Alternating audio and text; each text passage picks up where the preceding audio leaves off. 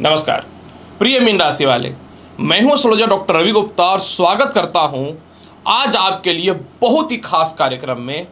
और आज मैं आपको बताऊंगा कि प्रिय मीन राशि वाले, आखिर क्यों तुम्हारा जीवन जिंदगी की कड़वी सच्चाई की ओर जा रहा है और क्यों आने वाला समय जो है तुम्हारे जीवन को बदल करके रख देगा। जी हाँ प्रिय मीन राशि वाले, ये जो वीडियो है ना, आपके लिए ही पूर्ण रूपेण समर्पित है। अगर आप इस वीडियो को थोड़ा सा टाइम निकाल करके देखेंगे, मेरे बोले गए बातों को सुनेंगे और समझेंगे, तो आप समझ पाएंगे कि वाकई में जो बात मैं बोल रहा हूँ ये आपके जीवन में बहुत बड़ा बदलाव ला रहा है और आने वाले टाइम में ये बदलाव देखने को मिलेगा ही नहीं, यह देखने को मिल भी रहा है। जी हाँ, ऐसे तो ये वीडियो जो है मीन राशि वाले चंद्र राशि पे आधारित है। अगर आपको अपना चंद्र राशि पता है तो बहुत अच्छी बात है। अगर आपको अपना चंद्र राशि नहीं पता तो आप इस वीडियो को नाम या लगन के अनुसार भी देख सकते हैं। ऐसे तो अभी तक मैंने बताया नहीं है कि जीवन की कड़वी सच्चाई की ओर आपका जीवन क्यों जा रहा है, लेकिन फिर भी इस वीडियो के अंतिम पड़ाव में मैं आपको इसके फल को और शुभ बनाने के लिए कुछ विशेष उपाय भी बता दूंगा। तो चलिए टॉपिक पे आते हैं और टू द पॉइंट बात करते हैं कि आखिर आपका जीवन जिंदगी की कड़वी सच्चाई की ओर क्यों जा रहा है। प्रिय मीन राशि वाले, सबसे पहले एक बात को समझा दूं। ये जो मीन राशि हुआ ना, मीन राशि का मतलब हुआ कि आपके लग्न या राशि पे 12 अंक बैठा हुआ है और इसके स्वामी देवगुरु बृहस्पति हैं, जिसको ज्योतिष शास्त्र में ज्ञान का, भाग्य का और मोक्ष का कारक माना जाता है। यानी देवगुरु बृहस्पति के द्वारा यह देखा जाता है कि आपका इस जन्म में या पिछले जन्म में ध्यान, धन और धर्म की स्थिति कैसी थी। प्रिय मीन राशि वाले, अब मैं आपको एक बात बताता हूं। ज्योतिष शास्त्र में 9 ग्रह हैं। 9 ग्रह में से एक ग्रह ऐसा है जो सीधा इस धरती पे मनुष्यों के लिए मोक्ष का कारक है, और ये और कोई ग्रह नहीं है, ये स्वयं केतु है। अब आप बोलेंगे केतु क्यों? मैं ऐसा इसलिए बोल रहा हूं कि राहु और केतु एक बॉडी के 2 पार्ट है। राहु जो है वो मस्तिष्क है और राहु और केतु दोनों जो हैं ये राक्षस है। सभी को पता है, समुद्र मंथन के दौरान इनकी जो है स्थिति इस तरीके से राहु केतु के रूप में परिवर्तित हुई थी। तो अब यहाँ पे बात ये है कि राहु क्या है? राहु अहंकार है। ये जिस राशि में बैठेगा और जिस राशि को देखेगा, मेरी बात को समझ लेना, राहु एक अहंकार है। वो जिस राशि में बैठेगा और जिस राशि को देखेगा, उस राशि के स्वामी को और उस राशि को जहां देख रहा है उस भाव पे अहंकार भर देगा। और ये दोनों ग्रह जो है ना, ये अचानक अचानक फल देने वाले ग्रह हैं। लेकिन केतु जो है, इसको धरती पे मोक्ष कारक ग्रह के रूप में मनुष्य के लिए बताया गया है ज्योतिष शास्त्र में। और कहा जाता है कि केतु जो है बॉडी का धड़ का पार्ट है। इसलिए ये जिस राशि में बैठता है और जिस राशि को देखता है, अपना फल देने के लिए वो उसी राशि का प्रभाव को यूज करता है। अब आप समझ गए। अब गोचर में हो क्या रहा है? गोचर में क्या हो रहा है कि केतु कहां गोचर कर रहे हैं? कन्या राशि में। देवगुरु बृहस्पति कहां बैठे हुए हैं? वृषभ राशि में। अब यहां पे क्या हुआ कि केतु से बृहस्पति 9वें भाव में बैठे हुए हैं और लग्न भाव से केतु 7वें भाव में बैठे हुए हैं। मतलब देवगुरु बृहस्पति के ऊपर भी केतु की 9वीं दृष्टि है और इनके राशि के स्वामी मीन पे भी केतु की 7वीं दृष्टि है। इसका मतलब ये हुआ कि एक ऐसा मोक्ष कारक ग्रह जो इसे जीवन में आपको मोक्ष की प्राप्ति कराएगा।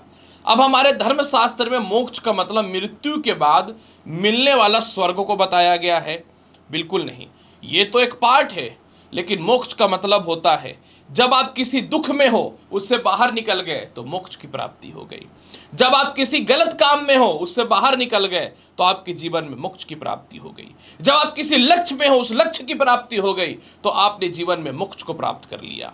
आप अपने जीवन में कह सकता हूं कलंक से बाहर निकल गए, कर्ज से बाहर निकल गए, एक सुखी जीवन को जीना प्रारंभ कर दिए तो आपने इस धरती पे मोक्ष की प्राप्ति कर ली। इसलिए मोक्ष का जो अर्थ होता है वो होता है जीवन का अचानक बदलाव।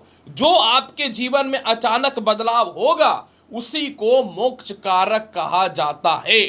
और ये केतु जो है ना प्रिय दर्शकों, मीन राशि वाले, ये मोक्ष कारक ग्रह है। अब आप एक प्रश्न ये उठ जाता है कि केतु तो अक्टूबर 2023 में कन्या में घुसे थे और आज समय चल रहा है सितंबर में, क्यों वीडियो बना रहे हो? एक बात याद रखना, जब शरीर में जख्म होता है ना तो जितना दिन उसको होने में लगता है ना उससे दुगना दिन उस जख्म को सूखने में लगता है। ये बात आप याद रखना। रोड में एक्सीडेंट तुम्हारे 10 मिनट में हो जाएगी, 10 मिनट तो ज़्यादा बोल दिया, 5 सेकंड में हो जाएगा, उसको ठीक होने में 50 दिन लग जाएगा। इसलिए अब यहाँ पे देखो क्या हो रहा है, मैं आपको खुल के बताता हूँ। केतु की दृष्टि बृहस्पति के ऊपर है और ये आपके राशि के स्वामी हैं। कन्या राशि में केतु है, कन्या राशि से पहले केतु तुला राशि में थे और ये सच्चाई है कि 3 वर्षों में गलतियां आपसे हुई हैं। व्यर्थ का अपमान सहा है आपने, व्यर्थ के गलत रिलेशनशिप में भी गए हो आप, व्यर्थ का तनाव भी हुआ आपके जीवन में, संतान पक्ष को लेकर परेशानियां हुई, जो आपके अपने थे जिसके थ्रू आपका घर या जीवन चल रहा था इसकी मृत्यु हुई, डिप्रेशन बढ़ा, तनाव बढ़ा, पैसे की कमी हुई, ससुराल पक्ष से मतभेद हुआ, सेपरेशन हुआ, डिस्टर्बेंस हुआ, गलत जगह पे विवाह तक हुआ। और कुछ लोग का तो विवाह ही नहीं हो रहा है और गलत रिश्ते में गए तो वो भी अलग हो गया।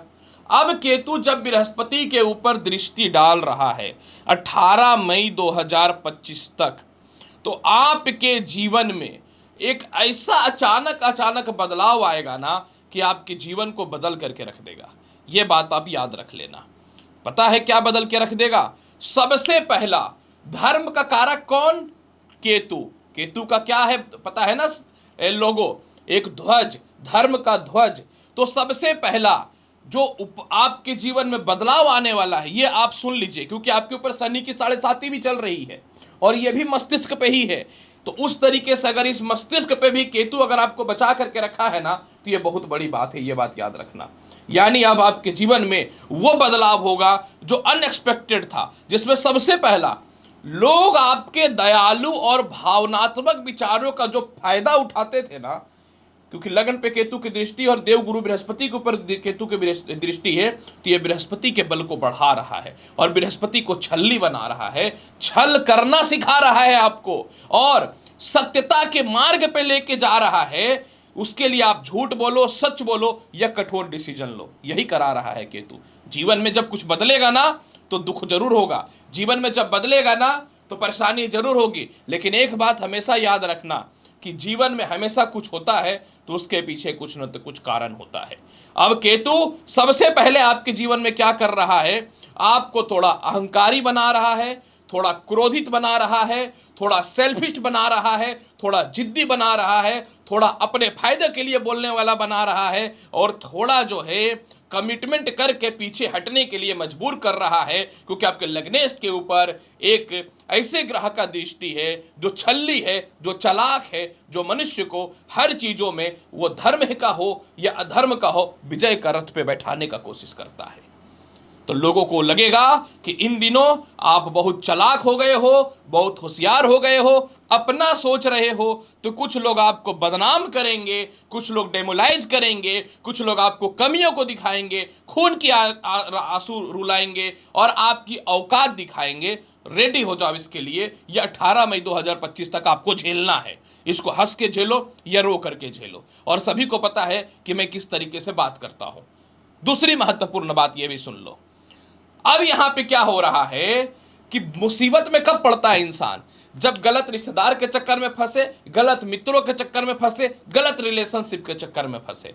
अब आप जो है अपने जीवन को सत्यता की ओर लेकर के जाओगे और जो अतीत का बोझा ढो रहे हो ना अपने दिमाग पे, जो पिछला जन्म, जो पिछला कर्म होता है ना, केतु उसको जो है वापस ला करके सफाई कर देता है। केतु अतीत के जीवन को दिखाने वाला होता है।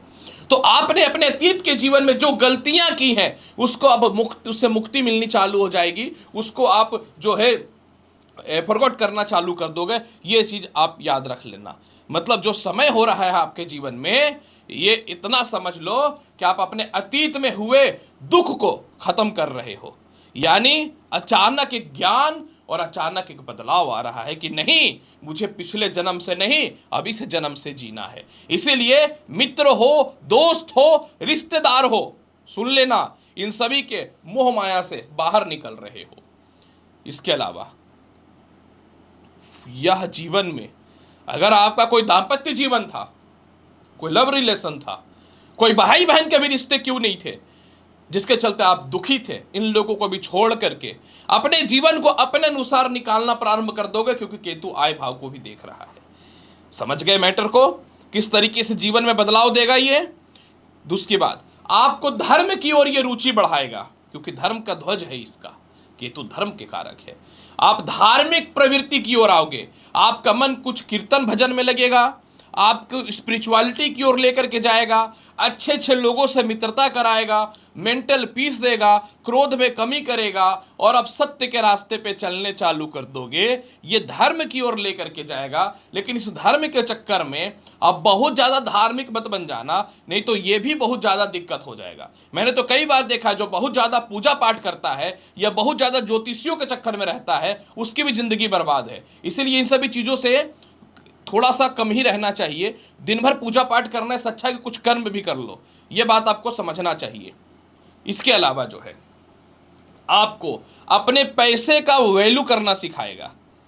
मैंने बोला ना, जब सत्य के रास्ते पे चलोगे तो सभी ओर लेकर के जाएगा। आप अपने पैसों को पहचानोगे।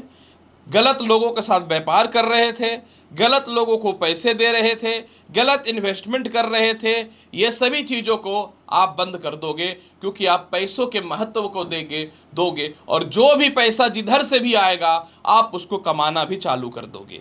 इसलिए लोगों को लगेगा कि आप पैसे को महत्व दे रहे हो या बहुत लालची बन गए हो। नहीं, आप वो ठग विद्या से बाहर निकल रहे हो, वो ठगी से बाहर निकल रहे हो, वो बेवकूफ़ी से बाहर निकल रहे हो जो सालों से लोग आपके साथ कर रहा था। तो ये मोक्ष की ही तो प्राप्ति है कि आप अपने आप को, अपने आइडेंटिफिकेशन को, अपने फाइनेंशियल स्टेबिलिटी को बचा रहे हो। और क्या चाहिए? समझ गए मेरी बात को। इसके अलावा खुद के लिए आप मूल्यवान वस्तु या संपत्ति खरीदने का कोशिश करोगे। खुद के लिए आप मूल्यवान वस्तु या संपत्ति खरीदने का प्रयास करोगे। यानी जो पैसे आप लोगों को दान, धर्म, दया, सपोर्ट में बांटते थे ना, अब उसके लिए अपनी मूल्यवान वस्तु परचेज करना चालू करोगे। ये सबसे बड़ा बात है। अब टू द पॉइंट, तीसरे भाव पे है, सप्तम भाव पे केतु बैठा हुआ है, तीसरे भाव पे इनकी दृष्टि है। जिनका विवाह खत्म हो चुका था, अतीत को भुला करके द्वितीय विवाह का रिलेशनशिप आपका बेहतर बन जाएगा और 18 मई तक ये हो भी जाएगा। दुनिया को जो लगे इससे कोई मतलब नहीं है। एक तो जिंदगी मिलता है, इसको भी अगर सोचने में बिता दोगे तब तो फिर हो गया। समझ रहे हो ना मेरी बात को। इसके अलावा जो है, जिनको विदेश जाने में दिक्कतें हो रही थी, विदेश चले जाओगे। यानी आपको लगता था कि किसी प्रकार के मोह माया से निकल करके अपने जीवन को व्यतीत करना चाहता हूं या चाहती हूं, तो आप विदेश जाने के लिए रेडी हो जाओगे। इसके अलावा जो है, आपके जीवन में कर्म क्षेत्र का स्वामी है बृहस्पति, इसीलिए घर में नहीं बैठने वाले हो। जो भी अपॉर्चुनिटी मिलेगा, वो नौकरी हो या व्यवसाय हो, आप करोगे। आपके पिता के द्वारा और भाई बहनों रिश्तेदारों के द्वारा अगर आपको बेवकूफ़ बनाया जा रहा है, उनसे रिलेटेड भी बड़ा निर्णय लोगे। कुछ कारणों से समाज में लोग क्या बोलेंगे, क्या कहेंगे, अपमानता तो केतु शुरू में दे ही दिया है। इज्जत तो आपकी चली ही गई है। अब समाज का कोई दायरा आपको कुछ नहीं कर सकता। अब अपनी ज़िंदगी में कर्म क्षेत्र को बड़ा बनाओगे और लोगों के समक्ष अपने आप को दिखाने वाले रहोगे। इसके अलावा जो है संतान के द्वारा भी आपको जो है दुख दिया गया, उसको भी आप उससे भी बाहर निकलोगे। नौकरी में एक जगह पे मोह माया में परिवर्तन नहीं कर रहे थे कि सैलरी बढ़ेगा बढ़ेगा, भाई साहब वो बढ़ नहीं रहा है, वो आपको यूज कर रहा है, मेंटली हो फिजिकली हो। तो इस चीज़ का याद रखना। कुछ ऐसी भी महिलाएं हैं जो कहीं जगह पे काम कर रही हैं, जिसको जिसको जो है उसको मिसयूज किया जा रहा है, उसका गलत फायदा उठाया जा रहा है, और आप इस चीज़ से भी मोक्ष की प्राप्ति होगी, इस गलत प्रकार के भी रिश्ते से बाहर निकल रहे हो। तो लोगों को तो मिर्ची लगेगी ही लगेगी, बिल्कुल लगेगी। अब मैं 20 साल से एस्ट्रोलॉजी कर रहा हूँ तो मुझे नहीं पता चलेगा कि किस राशि वाले के जीवन में क्या घटित हो रहा है। तो लगने दो मिर्ची, कोई फर्क नहीं पड़ता। और इसके अलावा जो है अब आप अपने जीवन में कुछ बड़ा शुरुआत कर रहे हो। हालांकि इसके प्रभाव को बेहतर बनाने के लिए पुरुष मस्तिष्क पे और स्त्रियों को कंठ पे चंदन का तिलक लगाना चाहिए। इसके अलावा जो है प्रत्येक दिन कोशिश करना चाहिए ओम ब्रीम बृहस्पति नमः मंत्र का 108 पर जाप करने का। और कुत्तों की सेवा अगर आप करोगे तो बहुत लाभ मिलेगा। और इसके अलावा दुर्गा चालीसा का पाठ करने से केतु देव बहुत खुश होते हैं। तो आप देखो कि अब आपके जीवन में बहुत बड़ा बदलाव आएगा। थोड़ी वीडियो लंबी है लेकिन आपके जीवन में बदलाव के लिए बहुत जरूरी है।